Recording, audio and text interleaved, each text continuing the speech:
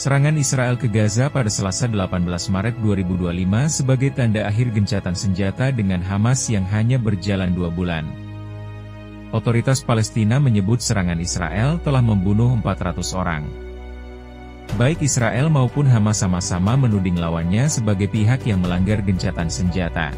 Jadi kami selaku Lembaga Badan Hukum, Pusat Advokasi Hukum dan Hak Asasi Manusia Indonesia atau PAHAM Indonesia Cabang Surabaya, itu kami kemarin melihat ada peristiwa yang cukup sekali lagi kita sayangkan ya, yaitu penyerangan Israel atas warga-warga sipil di Palestina yang per tadi siang itu kami melihat, kami pantau kurang lebih sudah masuk angka 400 korban jiwa termasuk anak dan wanita. Nah, ini kami menyampaikan rilis kami kepada media sebagai PAHAM Indonesia Cabang Surabaya bahwa Israel dalam hal ini sekali lagi kita kecam ya secara publik, dan yang kedua kita mendorong negara pemerintah Indonesia terutama Kementerian Luar Negeri maupun pihak-pihak terkait termasuk juga NGO, LSM, civil society, termasuk juga akademisi, masyarakat umum untuk kembali lagi untuk lebih proaktif lagi ya, mengingatkan kembali tentang pentingnya kemerdekaan untuk semua anak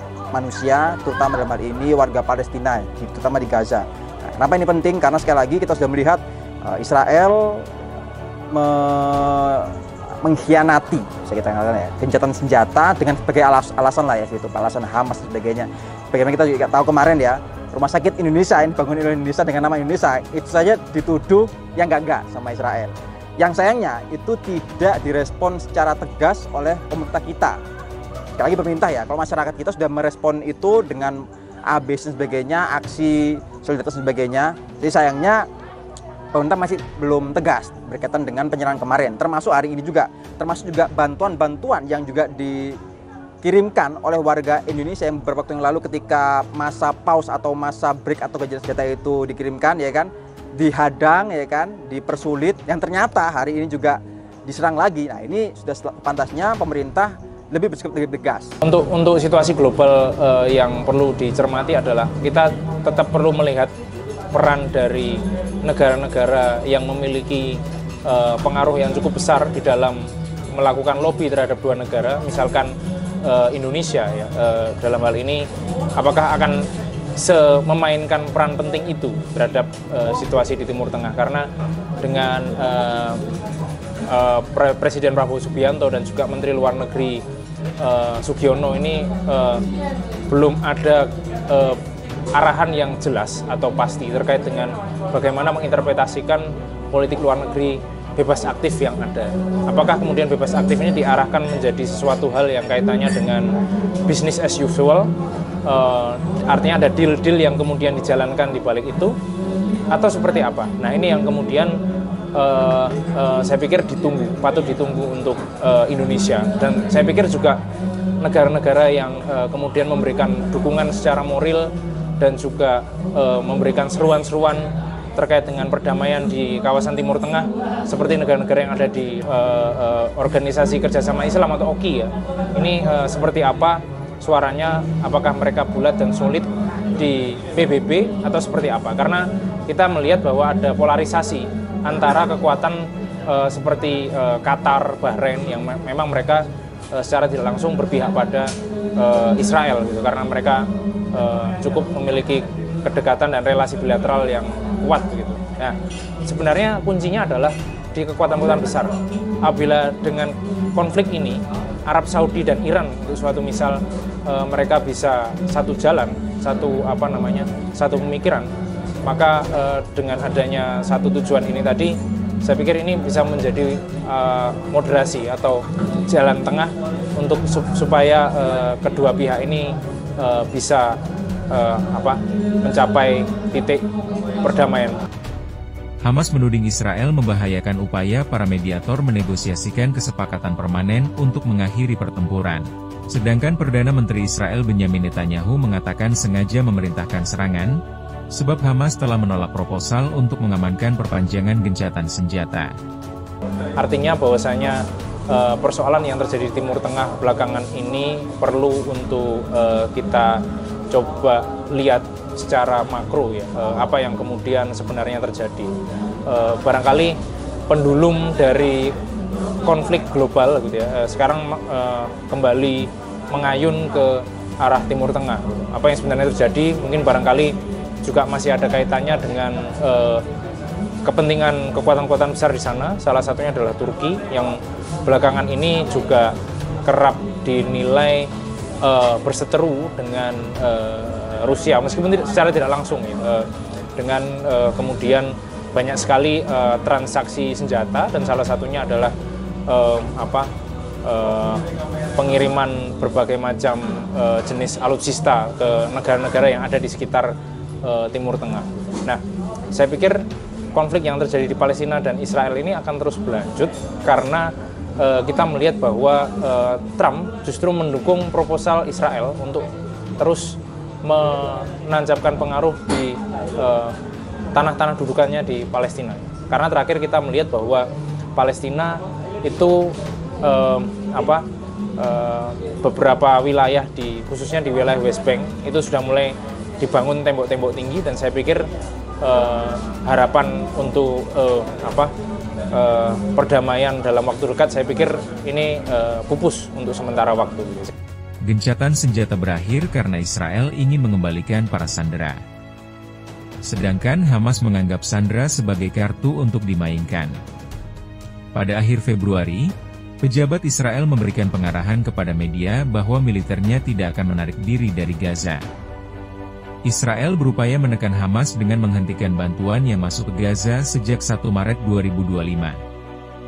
Upaya itu tidak berhasil, hingga akhirnya Israel kembali melakukan kekerasan untuk mencoba mendapatkan kesepakatan baru yang lebih menguntungkan. Sementara ini memang tawaran-tawaran yang ada dari kekuatan besar selain Amerika Serikat, misalkan seperti Rusia, Tiongkok, dan lain sebagainya, mungkin barangkali memiliki wewenang untuk memoderasi ini, ternyata juga agaknya masih pupus gitu ya. Terutama kemarin waktu Menteri Pertahanan dari Israel itu diundang di Victory Day atau perayaan kemenangan Perang Dunia II ke Moskow.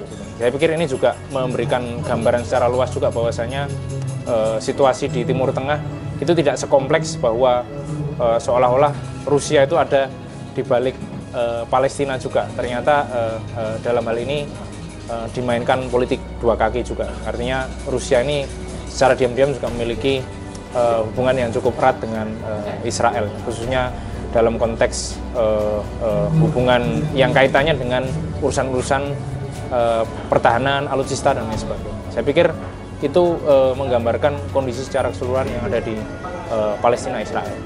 Jika Hamas menyetujui gencatan senjata permanen, maka bisa menjerumuskan Netanyahu ke dalam krisis politik yang dapat mengakhiri kekuasaan selama 15 tahun. Bahkan Menteri Keuangan sayap kanan Bezalel Smotrich telah mengancam akan keluar dari koalisi, jika Netanyahu melanjutkan ke tahap 2 negosiasi damai dan bukannya memulai kembali serangan. Partai-partai oposisi telah berjanji mendukung Netanyahu agar membawa pulang para sandera. Saya pikir dengan Trump memberikan lampu hijau atau sinyal kepada Israel ini, saya pikir ada komunikasi-komunikasi yang terbuka di antara Tel Aviv dengan Washington. Dan ini perlu dicermati bahwasanya perang untuk kemudian mendapatkan banyak sekali tawaran, karena Trump ini orangnya transaksional, sehingga mungkin ada beberapa hal yang menjadi deal menarik atau deal positif dari Israel dengan Amerika Serikat gitu. Jadi saya pikir pertukarannya adalah berbagai macam jenis ya, barangkali ada deal yang kaitannya dengan senjata, kemudian kaitannya dengan natural resource. Saya pikir Amerika Serikat terus mencari ladang-ladang dari sumber daya alam seperti minyak bumi yang berasal dari kawasan Timur Tengah, yang mana sebagian besar dikuasai oleh Israel. Sementara itu, Presiden AS Donald Trump juga mendukung keputusan Netanyahu keluar dari gencatan senjata. Dengan melanjutkan pertempuran dengan Hamas, Netanyahu memastikan dukungan Smotrich terus berlanjut. Bahkan Netanyahu juga mendapatkan kembali mitra sayap kanan lainnya, Itamar Ben-Gvir, yang partainya keluar dari koalisi sejak gencatan senjata Januari lalu. arah ke depan dengan adanya relasi yang agak tegang di Timur Tengah, dan saya tidak tahu kira-kira kita akan melihat ya pastinya ke depan di situasi di Timur Tengah ini apakah semakin membaik, memiliki satu sinyal-sinyal positif untuk itu damai, stres akan menurun dan dengan demikian ada peregangan dalam tanda kutip ya di dalam sebuah siklus kontratif tadi. Tapi sementara ini konflik sedang mengalami eskalasi sehingga ada kemungkinan aktor-aktor besar seperti Turki, kemudian Rusia ini akan juga ikut andil di dalam konflik yang ada di Palestina dan Israel, meskipun tidak secara langsung, tidak seperti Amerika Serikat yang memang secara terang-terangan memberikan endorsement penting terhadap Israel. Nah ini ya yang kemungkinan akan terjadi ke depan. Keputusan Netanyahu keluar dari gencatan senjata sebenarnya sudah masuk dalam penjahat perang yang bisa diseret ke Mahkamah Pidana Internasional. Kejahatan apa saja yang telah dilakukan Netanyahu sudah memenuhi syarat. Kita hari ini punya KUHP baru, ya, KUHP yang diatur dalam Undang-Undang Nomor 1 Tahun 2023, di mana di pasal 6 dan di pasal 7 itu bisa mengatur yang namanya yurisdiksi universal terkait dengan kejahatan internasional. Itu bisa menjadi salah satu celah kita untuk berkontribusi secara konkret dalam konteks sebagai negara hukum. Karena kita tahu kalau sekedar tanda kutip aksi-aksi yang dilancarkan oleh masyarakat, maka sekali lagi yaitu sebagai aspirasi masyarakat, maka sudah sepantasnya pemerintah Indonesia, terutama Kementerian Luar Negeri maupun apart-apart lainnya ya, dalam hal ini juga kejaksaan ya, karena hal ini kalau kita bicara KUHP maka bicaranya adalah kepentingan publik warga Indonesia. Maka di sini salah satu celah yang bisa digunakan Indonesia untuk bisa bersikap lebih tegas ya. Kita nggak usah muluk-muluk untuk bicara seperti Afrika Selatan ya, untuk berkontestasi di tingkat internasional, jangan dulu. Tapi kita punya celah, kita punya peluang, kita punya oportunitas di mana di pasal 6 dan pasal 7 KUHP kita yang baru itu kalau negara serius untuk bertindak tegas untuk menolak yang namanya agresi militer, termasuk juga dalam hal ini kejahatan kemanusiaan yang dilakukan oleh Israel, maka itu menjadi celah yang bisa digunakan oleh negara. Itu pasal 6 dan pasal 7, yaitu yurisdiksi universal atas kejahatan internasional yang dilakukan oleh Israel, terutama pejabat-pejabatnya, yaitu Benyamin Netanyahu. Mulai kejahatan ditandai dengan niat untuk melenyapkan suatu bangsa, etnis, ras, atau agama secara menyeluruh dengan membunuh anggota kelompoknya atau cara lainnya. Bahkan Netanyahu juga melakukan kejahatan dalam penggunaan kekuatan bersenjata oleh sebuah negara untuk menyerang kedaulatan, integritas, atau kemerdekaan negara lainnya. Perumusan kejahatan perang dalam pembaharuan hukum pidana juga telah disahkan dalam Undang-Undang Nomor 1 Tahun 2023 tentang Kitab Undang-Undang Hukum Pidana. Baik, terkait dengan gagasan yang pertama tentu saja kita sebagai warga negara dunia ya harus tetap menyuarakan, mengaspirasikan dan juga solid dalam memperjuangkan kemerdekaan bangsa Palestina. Karena sekali lagi kita tahu bahwa pasti ada pro kontra sebagainya, yang ingin dual state, kemudian yang ingin one state dan sebagainya, itu kita serahkan kembali kepada pihak yang berkepentingan, yaitu siapa? Warga negara Palestina sendiri. Tetapi kita sebagai warga negara yang juga punya soliditas di dunia ini, termasuk juga menjalankan amanat konstitusi negara kita, ya kan, untuk menjalankan perdamaian dunia, ya kan, dan juga menghapuskan penjajahan di atas dunia.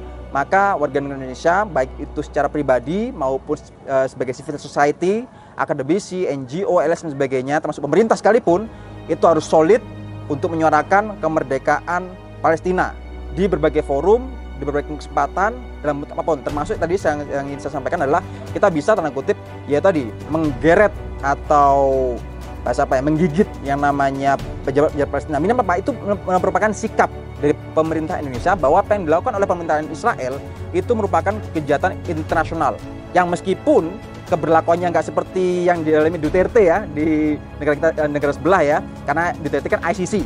Sementara dalam hal ini pejabat Israel kejahatannya kita hukumi dengan hukum di Indonesia. Yang artinya apa? Ketika ada pejabat Israel maupun warga negara Israel maupun orang-orang Israel yang terafiliasi dengan pemerintahan Israel itu berkunjung ke Indonesia, baik secara legal maupun tanda kutip secara ilegal ya kan, entah melalui negara sebelah sebagainya, itu mereka bisa tanda kutip kita dakwakan, kita jerat dengan pasal 6 dan 7. Asal tadi pemerintah harus tegas dulu bahwa apa yang dilakukan oleh Israel, pemerintahan Israel hari ini, saat ini, yaitu menyerang dan menciderai senjata itu merupakan kejahatan internasional, kejahatan kemanusiaan. Sekali lagi, itu sudah ada pasalnya di pasal 6 dan pasal 7 di KUHP kita yang baru. Hukum humaniter internasional merupakan perangkat hukum internasional yang menetapkan batasan-batasan perang yang berpijak pada nilai moral terbentuk dalam kebiasaan dan tertuang dalam Konvensi Den Haag dan Konvensi Jenewa serta protokol tambahan. KUHP 2023 telah mengadopsi kejahatan perang dengan menganut kejahatan perang dalam arti luas, pelanggaran berat yang terjadi dalam masa perang dan pelanggaran serius terhadap hukum dan kebiasaan yang diterapkan dalam perang. Indonesia sebagai negara yang berdaulat dan memiliki asas dan konsepsi yang dipegang teguh yaitu bebas aktif, itu seharusnya tidak tertekan oleh yang namanya tanda kutip intervensi atau desakan dari negara-negara lain. Karena sekali lagi Indonesia sebagai negara hukum yang berdasarkan pada Pancasila, yang berdasarkan dengan Undang-Undang Dasar Negara Indonesia tahun 1945, itu jelas bahwa kita memiliki cita yang cita negara, cita bangsa, yaitu perdamaian dunia, ya kan, turut dalam perdamaian dunia dan juga menghapuskan penjajahan di atas dunia. Yang itu menjadi dalam kutip norma dasar dulu, norma dasar yang dipegang teguh oleh pemerintah dalam hal ini yang dipimpin oleh Pak Presiden Prabowo. Yang kini sekali lagi Pak Prabowo sendiri di banyak kesempatan kampanye-kampanye beliau, termasuk juga sikap-sikap beliau menunjukkan bahwa beliau siap untuk yang namanya mengawal kemerdekaan Palestina. Yang ini yang sekali lagi akan ditagihkan oleh konstituen maupun masyarakat Indonesia yang secara arusnya sudah satu suara untuk menuntut atau mendesak kemerdekaan Palestina di hadapan seluruh dunia, sebagaimana juga dicontohkan oleh negara-negara tetangga kita.